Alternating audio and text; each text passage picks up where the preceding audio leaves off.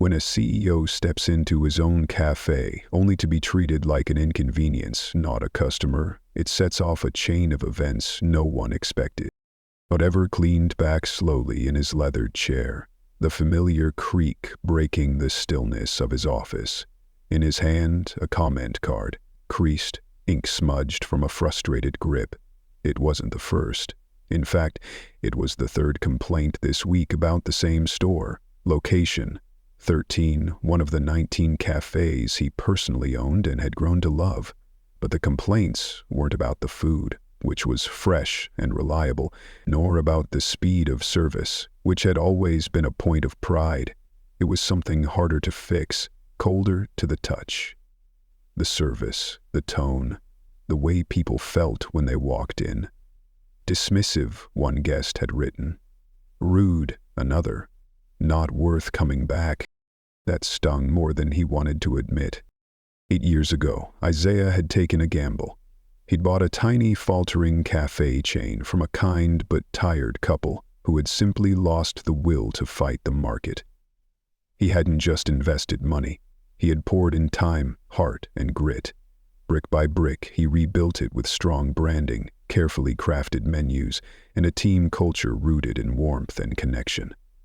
It had never been about becoming a coffee empire. It was personal. It was his legacy.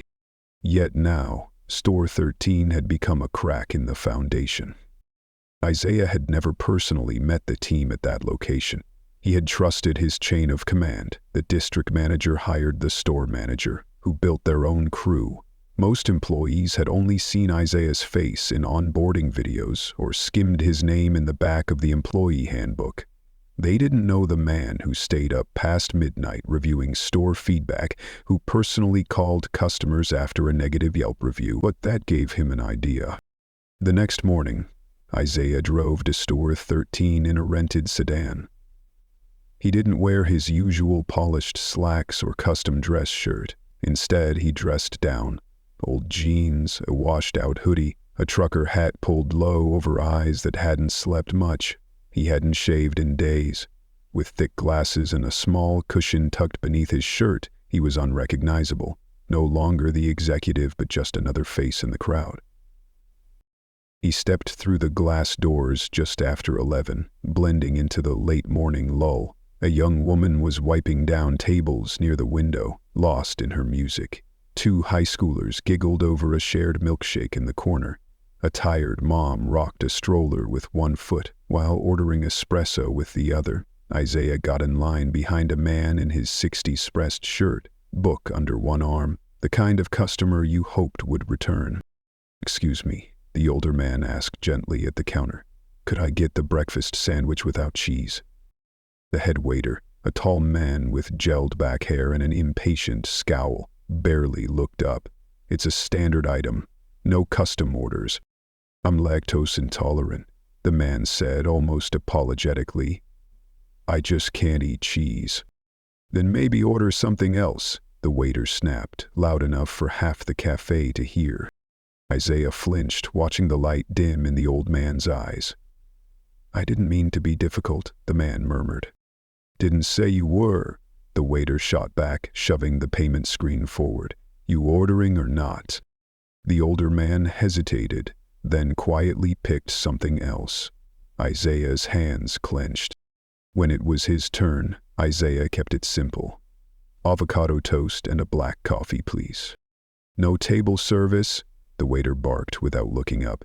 "Pick it up when your name's called." "All right," Isaiah said softly, moving to a window table, every movement heavy with thought. Over the next 20 minutes, he observed the same pattern. The waiter, Brian, according to his name tag, was sharp-tongued, impatient, and clearly irritated by having to speak to people at all. When a young woman politely asked for oat milk, he rolled his eyes. When a father with 2 toddlers requested an extra fork, Brian tossed it on the counter without a word, like it was beneath him. But not everyone was like that. From behind the espresso machine, a barista, barely in her 20s, hair dyed violet and tied in a messy bun, worked with a different kind of rhythm. She was fast, sure, but also present. She called out orders with a spark in her voice. She refilled the mom's water without being asked. Isaiah noticed how she smiled at a nervous teenager, how she complimented someone's earrings in passing. She didn't just serve, she cared.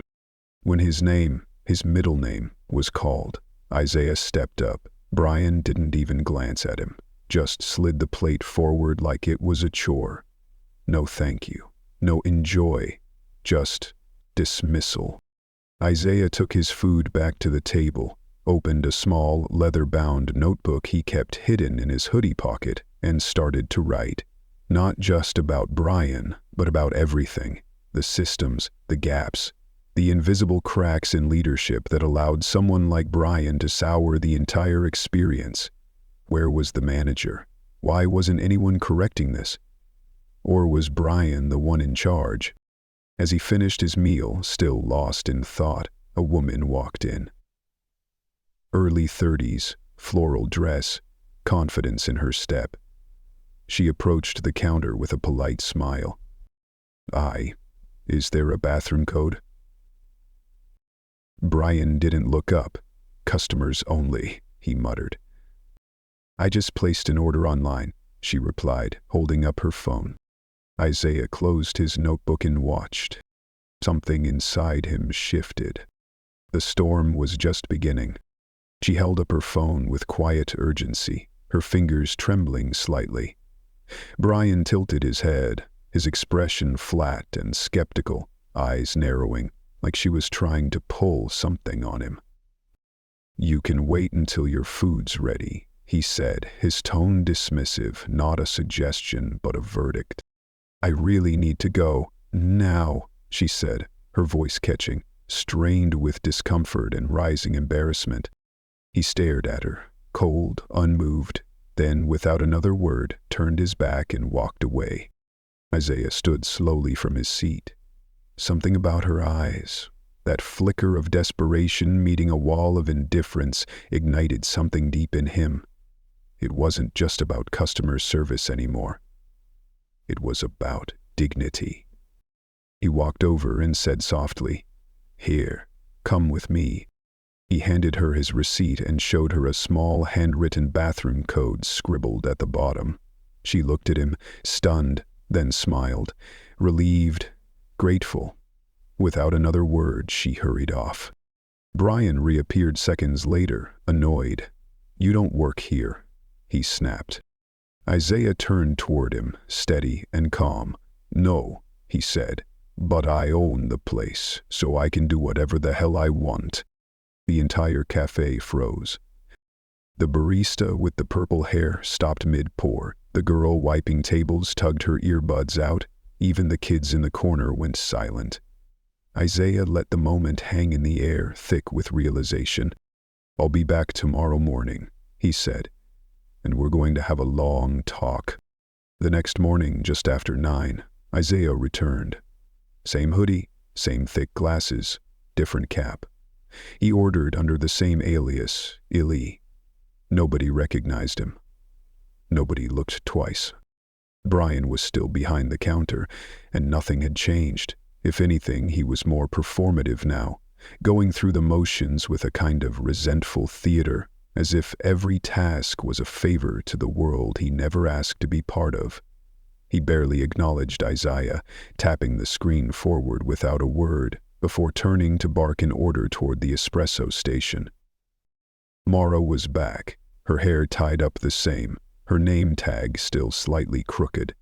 She didn't flinch at Brian's tone, but her shoulders tensed, a quiet betrayal of the tension beneath her practiced calm. Isaiah noticed the subtle wince when Brian criticized an order ticket. She didn't push back, she just kept working. Isaiah took the same seat by the window and watched. This time, something was different. A petite woman in a slate-gray cardigan stood near the register, clipboard in hand. She was auditing, observing, occasionally jotting notes. She saw a stack of unopened delivery boxes crammed beneath the pickup counter, frowned, and scribbled something down. Itere waited for a lull before approaching. "Morning," he said, casually. "District manager?"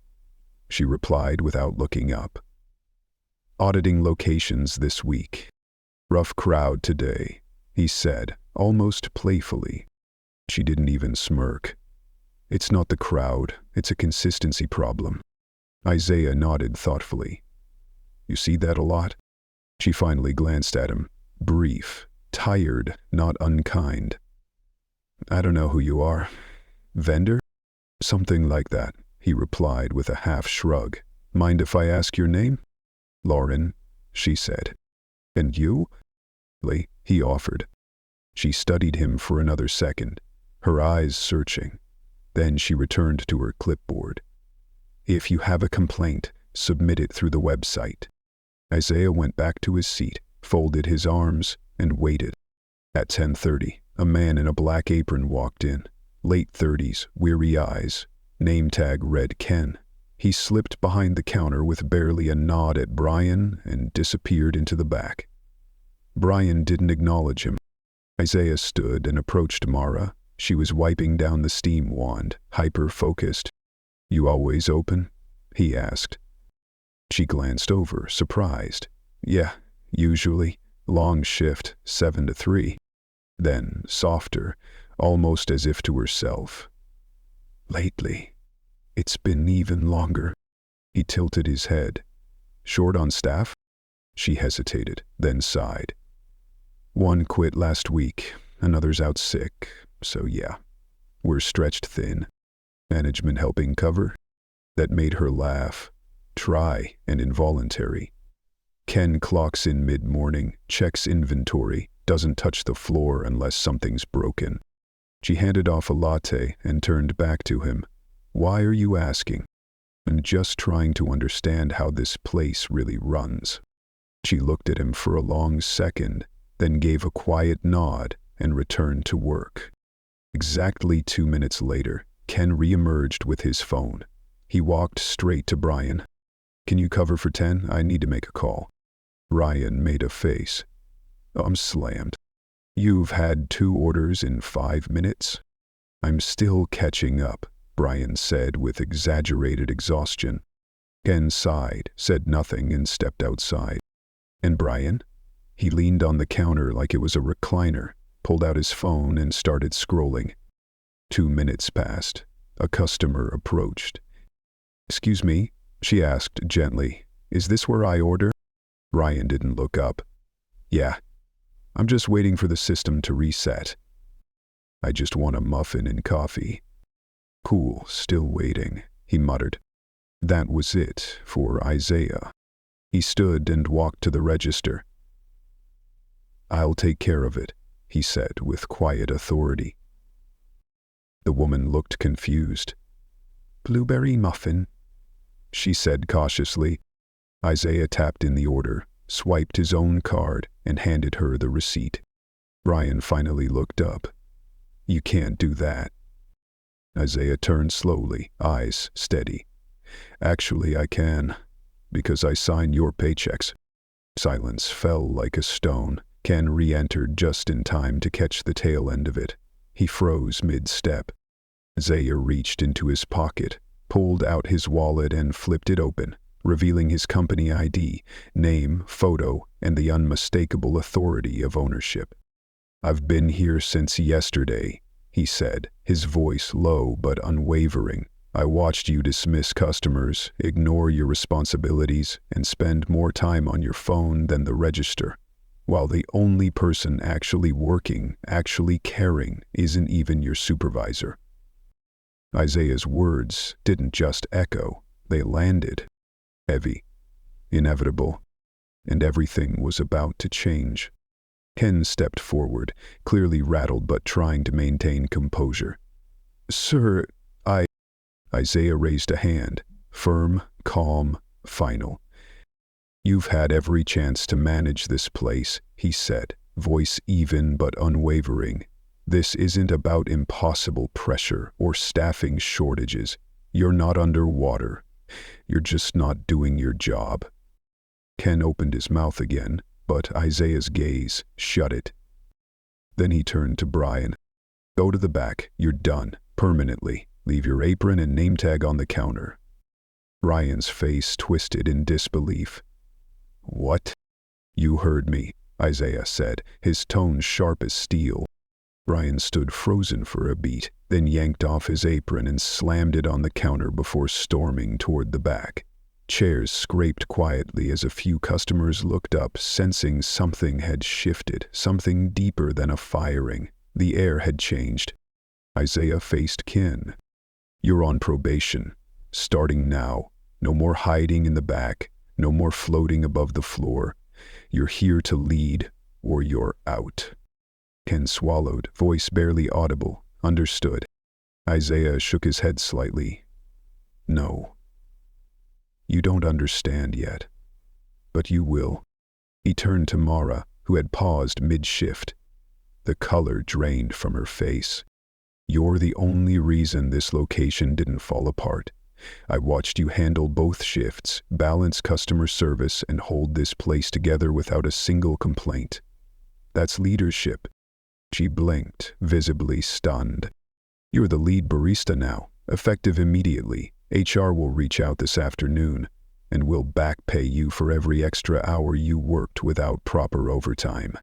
Mara's mouth parted slightly, but no words came. She simply nodded, overwhelmed. Isaiah looked at Ken again, firm but measured. She's in charge of scheduling from now on. If she says something's not fair, I'll believe her before I believe you. Mara glanced at Ken, unsure of how to respond. Ken simply nodded, chastened. Just then, Lauren approached from the side, quiet, observant. Your notes matched what I saw, Isaiah said. She gave a small nod. I didn't realize how bad it was until I stood still long enough to watch. You'll oversee the transition. I want a new assistant manager in place by next Friday. Someone Mara signs off on. This store gets one more shot. Lauren's eyes narrowed in focus. Got it. Isaiah exhaled slowly. The fire inside him was controlled now. Focused. I'm going to sit down, finish my coffee, and watch how this place runs without someone poisoning the air. And with that, he returned to his seat. Ken stepped hesitantly behind the counter, clearly unsure, fumbling briefly with the POS screen. Mara didn't say anything, but something had changed in the way she stood. Straighter, steadier. The cafe didn't suddenly erupt in noise or applause, but it moved, it breathed differently. Isaiah sipped his coffee, watching the shift not just in personnel, but in energy, in dignity, in hope. The next 3 mornings he returned. This time, no disguises, no more shadows. He wore his usual work attire, slacks, a pressed shirt, his company badge clipped to his belt. Everyone knew exactly who he was.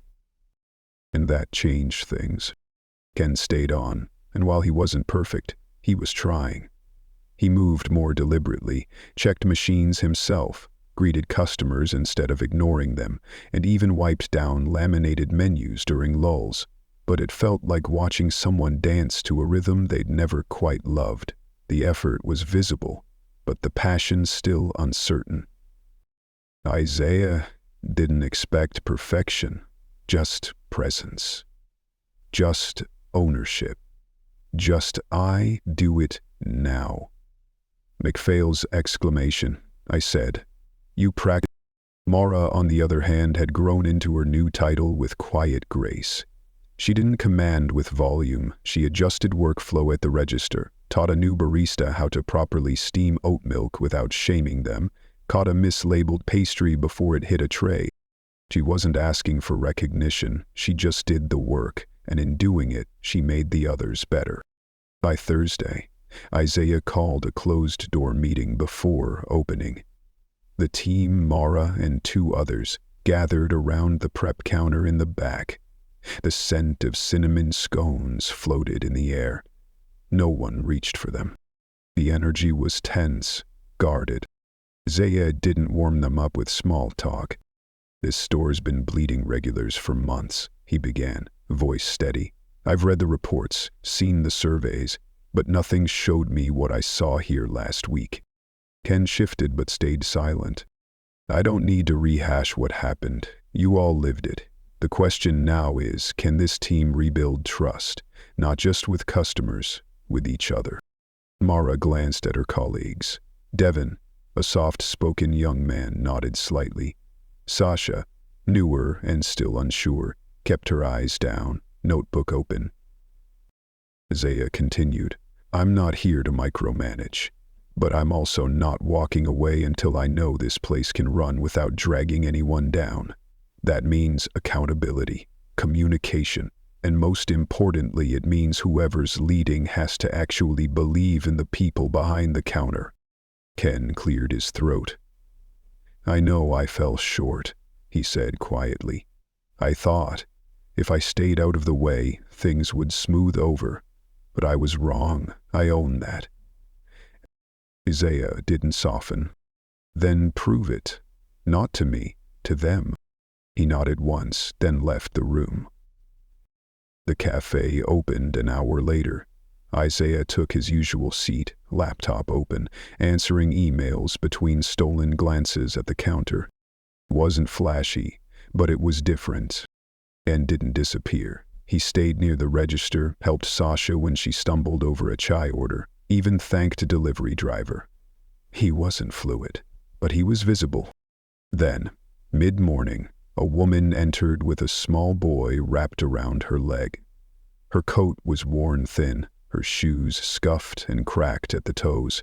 She moved carefully, eyes unsure as they darted from the menu to the counter. I just need a hot tea, she said softly. No sugar. Mara rang her up gently. That'll be $1.75. The woman opened her wallet, fingers slow, apologetic. Coins clinked on the counter. She came up short. Maybe 20 cents. In sorry, she murmured. Could I just get hot water instead? Could you get it? Come and get.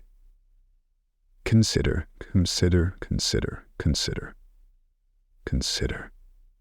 Think through your words. Because you don't have to use any of those words. Isaiah began to rise, but he didn't have to. Mara quietly reached into her apron, pulled out a folded bill and slipped it into the register. You're covered, she said, voice barely above a whisper. Take a seat, I'll bring it to you. Isaiah froze halfway to standing, and then for the first time that week, he smiled. The woman looked like she might cry. Her fingers trembled slightly as she took the warm paper cup, nodding in silent gratitude. She guided her son, no older than 5, to a quiet table tucked in the back. His tiny hand clutched the edge of her coat as they settled in, two weary souls finding comfort in something as simple as tea and a safe seat. Isaiah stepped up to the counter. Is that something you do often? He asked Mara. She shrugged gently, not defensive, just honest. If I can, no one should have to beg for hot water. There was no performative compassion in her voice, just clarity, integrity, a quiet belief in basic decency. Isaiah studied her for a moment longer. Then he turned to Ken, who had been watching from the sidelines, posture tight. Do you see the difference? Isaiah asked. Ken nodded slowly, words caught somewhere between humility and realization. His leadership, Isaiah said, voice low but firm. Not a clipboard, not a title. It's what you do when no one's watching. He paused. Except someone always is. Later that day, Lauren stopped by the cafe. She'd spent the week quietly visiting other locations, interviewing staff, taking notes not just on operations but on behavior, patterns that, once noticed, couldn't be unseen. Store 16's showing similar issues, she told Isaiah over a quick conversation at a side table. Not as toxic, but the assistant manager's been covering for a lead who vanishes during rushes. Isaiah's jaw tightened. How many people have said so? 3. One already left because of it. He leaned back, absorbing the weight of her words. Your recommendation? Remove both, Lawrence said without hesitation. Promote from within if there's anyone solid. If not, pull from a high-performing store, someone who can reset the tone. Do it. And if there's pushback, I'll redirect them to you, she finished with a slight nod. As Lauren gathered her things, a delivery driver in his 20s walked in, clipboard in hand. Delivery for the manager, he said. Ken stepped forward, signed for the boxes and took them without a word. But what Isaiah noticed was the change, not in what Ken said, but what he did. Instead of disappearing into the back like before, he brought a box to Mara and asked, "Where should this go?" She pointed. He nodded and followed through, a small act, but it landed. The next morning, Isaiah arrived before open. Mara was already there, quietly wiping down the condiment station. No music in her ears, hair tied back, focused. She didn't seem surprised to see him. "I'm not staying long," he said. "Just had one question." She looked up. "Okay. You want this place long-term?" She paused mid-wipe. Her eyes flicked to his, unsure. "Depends," she said finally.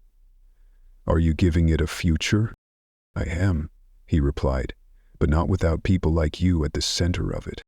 She studied him, a full second too long, and then nodded once. "Then yes." He extended his hand. She took it. By the time the doors opened, Isaiah was gone. He didn't need to hover. He didn't need to oversee every move. The cafe wasn't flawless. Not yet. It was breathing again, moving, with purpose.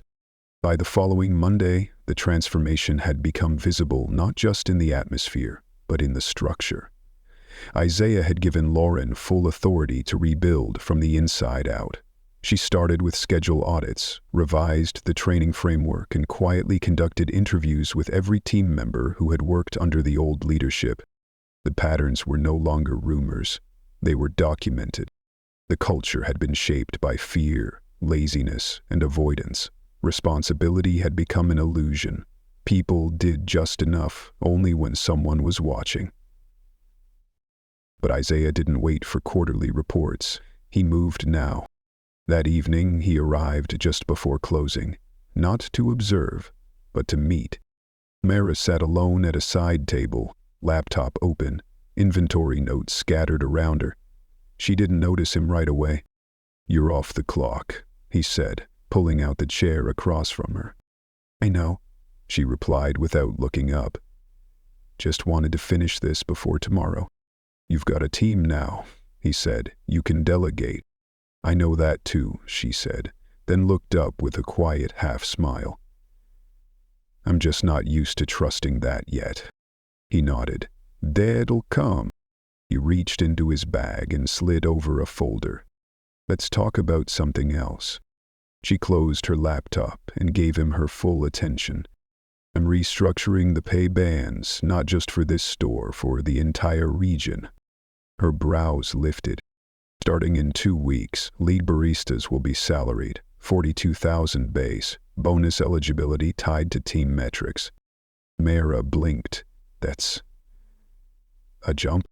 "It's overdue," Isaiah said. "We've been paying people like they're replaceable. I want to pay them like they're essential." She leaned back, processing. "What if the team misses metrics because of things we can't control? Late deliveries, broken machines, people calling out?" "Then we adjust the formula," he said. "This isn't about punishment. It's about clarity. You set the tone. And now you'll be paid like someone who does." She tilted her head slightly. "Why now?" Isaiah's gaze softened just a bit. "Because I saw what happens when people like you aren't supported. You either burn out or you leave, or worse." He paused. Mara didn't answer right away.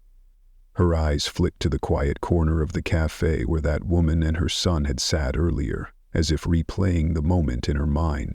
"I almost did," she said finally, voice low and honest. "I almost stopped caring. A few weeks ago I was scrolling job boards, not for better pay, just because no one was listening anymore." Isaiah's expression didn't change, but the weight of her words settled in his chest.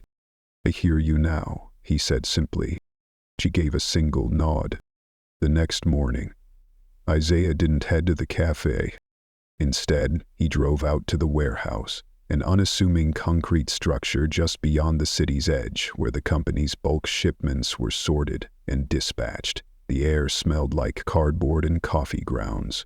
He walked the floor beside Simone, the operations manager, a sharp-aimed, no-nonsense woman who'd kept the place running efficiently for 4 years. I need clarity on our supply chain, Isaiah said. Store 13 didn't get half their baked goods last week, 2 days in a row. Simone raised an eyebrow. That's not a delay, that's a pick error. Likely didn't get packed correctly. Then we fix the system, Isaiah said, his voice steady. No more handwritten logs.